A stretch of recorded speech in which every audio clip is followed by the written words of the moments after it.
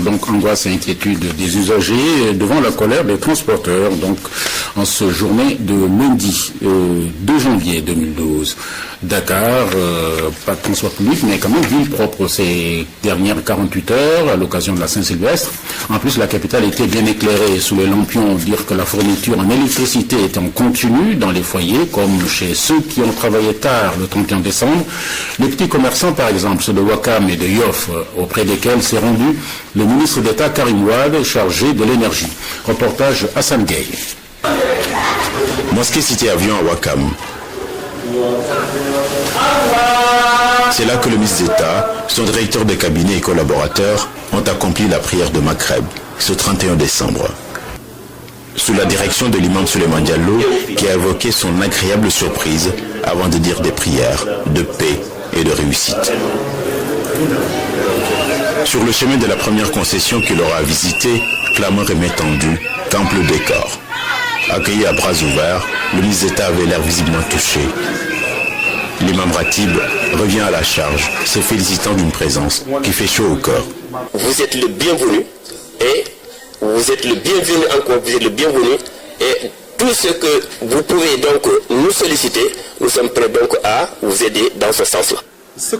Les habitants ont saisi la balle au bon en parlant de la principale route d'accès au quartier. Vous avez annoncé qu'il était parmi vos projets de mettre la route qui est assez principale, qui prolonge tout le niveau du ministre.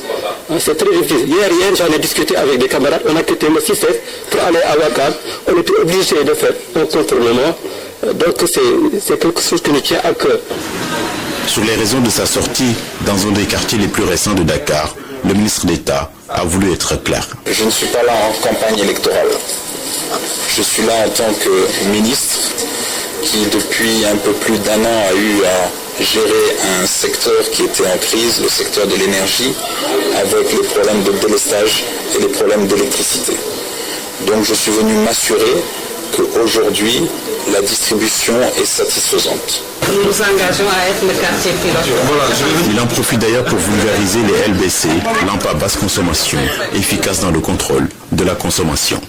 Imam, Madame la Présidente, je voudrais vous remettre des lampes à LBC qui vont non seulement permettre à l'État de faire des économies substantielles en termes d'investissement, mais surtout qui vont vous permettre, vous, de baisser votre facture d'électricité de près de 30%. La proximité se poursuit avec le tailleur qui expose ses modèles sans crainte de défaut de courant.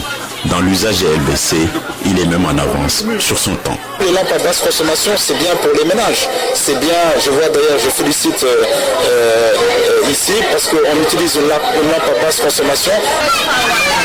Chez la vendeuse de sandwich, le ras-le-bol est terminé.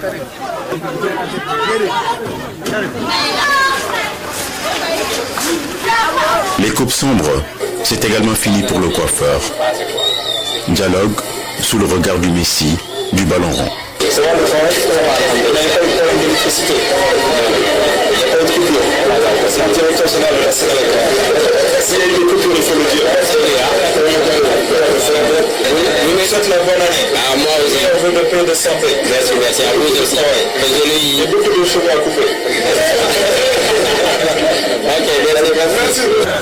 Avec le boutiquier à Yoff, l'accueil est chaleureux malgré les rafraîchissements et les sodas. Je suis très surpris, je suis soulagé et je suis très content.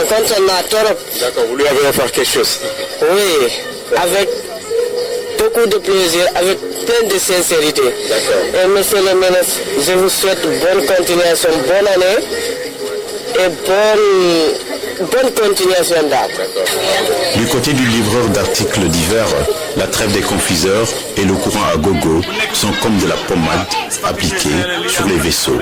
Un ministre de la République qui se déplace comme ça pour voir ses populations, voir les difficultés des populations, essayer de trouver des solutions, nous disons que ça c'est extrêmement important et c'est fondamental, c'est des choses à lui et que tous les Sénégalais doivent être au courant de ce qu'a fait M. le ministre Karim Wade. Le rouge de la colère est éclipsé par des ambiances teintées de lumière et de joie. Le professionnel de la sono a de qui tenir. Je voulais juste vous dire que notre génération est content et fière de vous. Particulièrement à M. Karim Wade. Le ministre d'État finit sa course dans un dernier salon de coiffure. Pour 2012, le meilleur est à venir. Le 31 décembre, c'est la fin d'une année, donc c'est la fin des délestages.